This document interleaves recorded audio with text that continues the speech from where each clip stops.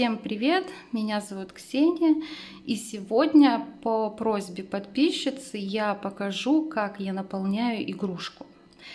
Я связала голову для образца, не стала ее сильно закрывать, чтобы вам было видно, как я распределяю наполнитель внутри детали. Итак, связали часть, берем наполнитель, кладем, возьмем еще немножко. И дальше мы не просто его там утрамбовываем, укладываем и кладем еще наполнитель. Нет, мы начинаем его распределять внутри по стенкам нашей детали, чтобы оно было равномерно. Если мы равномерно распределим наш наполнитель, наша голова будет круглая, ровная, ну и в принципе любая деталь.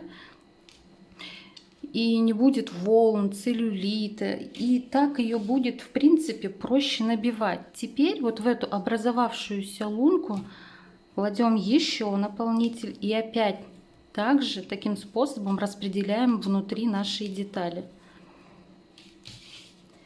И так набиваю до тех пор, пока мне не нужна будет моя плотность игрушки. То есть мы же плотно ее набиваем.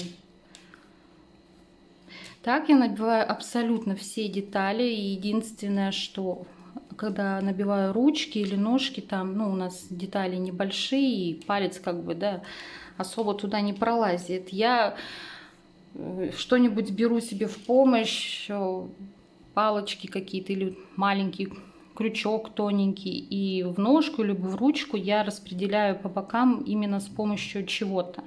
То есть также образовываю там лунку, распределяю по бокам, по всей детали и наполняю также наполнителем именно в лунку.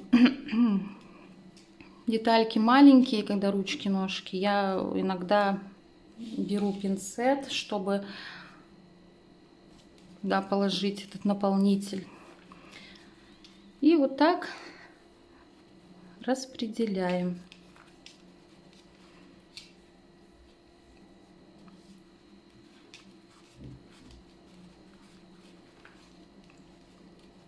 И игрушка будет более равномерная, конечно.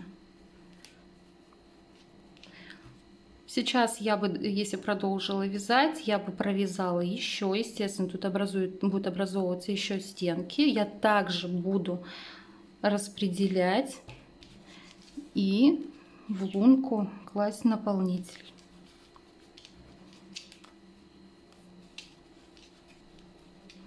Я думаю, принцип наполнения детали наполнителем вам понятен.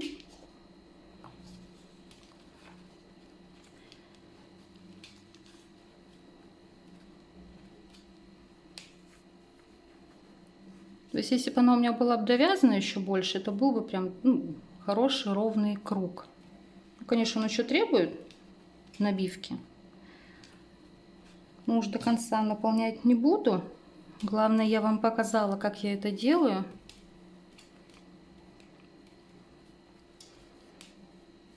Видите, лунка все меньше и меньше становится. Игрушка плотней, то есть деталь, и плотней.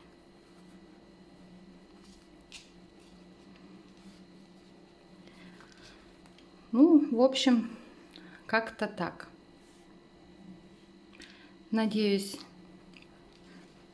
я объяснила понятно, и у вас все получится. Если остались какие-то вопросы, задавайте их в комментарии, можете написать в директ в Инстаграм. Я стараюсь отвечать сразу всегда.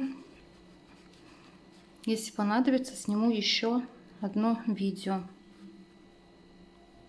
Вот и все.